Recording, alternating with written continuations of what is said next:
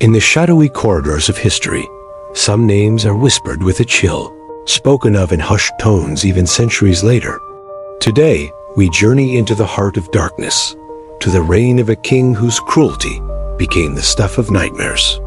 This is the story of King Alaric, the Shadow of the East, a monarch whose heart was carved from obsidian and whose rule was a long, cold winter for his people.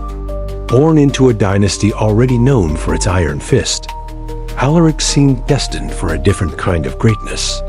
He was said to be a brilliant child, with a mind as sharp as a blade and a charisma that could charm birds from the trees. But as he grew, a darkness took root within him. Power for Alaric was not a responsibility. It was an instrument of his will, a tool to bend the world to his every whim.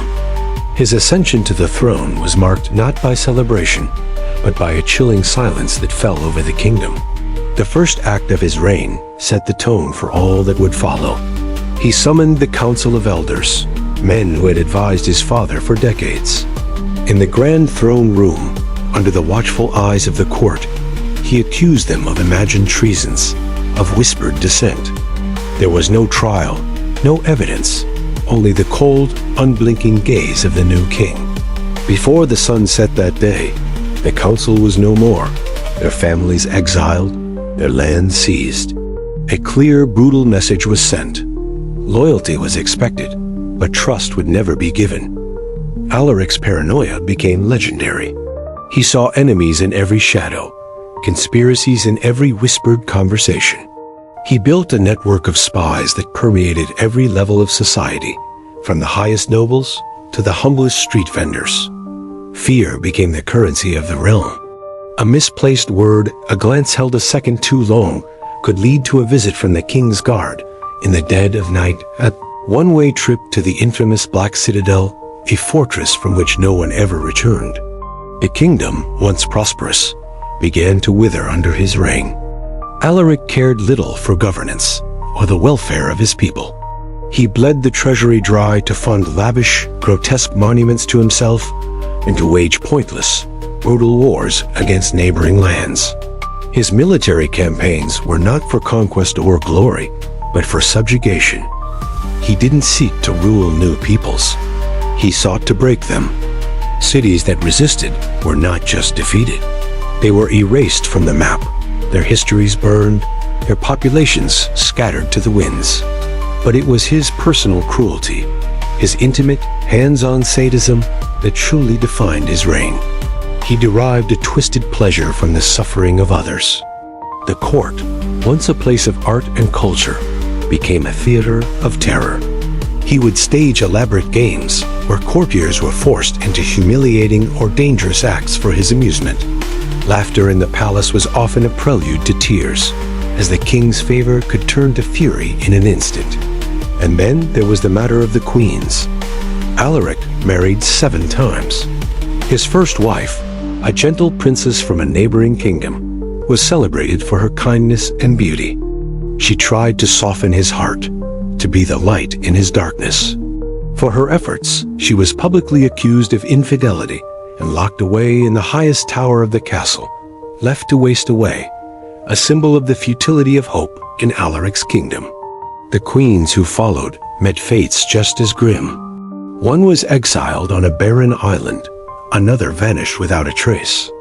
His fourth wife, a fiery noblewoman who dared to challenge him, was made an example of in the most public and brutal way, a warning to any woman who might think of possessing a will of her own. In Alaric's world, women were possessions, their spirits to be broken, their lives subject to his every whim. Captivity was not just physical. It was a state of being for every woman in the palace. They learned to make themselves small, invisible, to quell the very essence of who they were, just to survive another day. The fear was palpable. Mothers would frighten their children into obedience with tales of King Alaric, the man who feasted on sorrow. The kingdom became a place of gray skies and downcast eyes. Joy was a dangerous luxury. People forgot how to laugh, how to hope. They simply endured, praying for an end to the endless night. But as the years turned into decades, the rot that Alaric had cultivated began to consume his own power structure. The fear he had sown began to bear bitter fruit. His generals, men forged in his own cruel image, grew ambitious.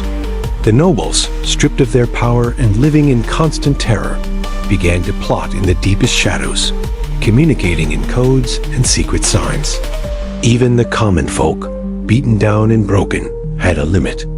The end came not with a bang, but with a slow, creeping inevitability. The kingdom was crumbling from within. The economy was in ruins. The army was fractured by internal rivalries, and the people were simmering with a desperate rage. The final catalyst was a famine, a direct result of the king's neglect. As people starved in the streets, Alaric remained secluded in his opulent palace, oblivious, or perhaps indifferent.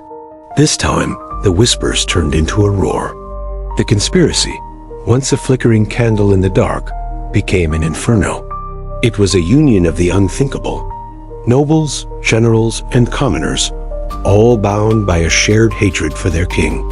They stormed the palace, the guards, long resentful of their cruel master, laying down their arms or joining the fray. They found Alaric not in his throne room, not on the battlefield, but in his private chambers, surrounded by his treasures, a lonely, paranoid man at the end of his rope. There was no grand final speech, no moment of defiance. There was only the stunned, pathetic look of a tyrant who could not comprehend that his world of fear had finally turned on him. His end was as brutal as his reign. The people, in a cathartic explosion of long-suppressed rage, showed him the same mercy he had shown them. None. The reign of King Alaric, the Heartless, serves as a stark reminder that power without empathy is the most dangerous poison. His story is a testament to the fact that while fear can be a tool of control, it can never create true loyalty. A foundation built on terror is a foundation built on sand, destined to be washed away by the tide of human resilience. Though his name is now a curse, his legacy is a vital, dark lesson in the annals of history. Thank you for joining us on this journey into the darkness. If you find these hidden histories as fascinating as we do, be sure to like, subscribe, and hit that notification bell so you don't miss our next exploration into the forgotten corners of the past. Until next time, stay curious.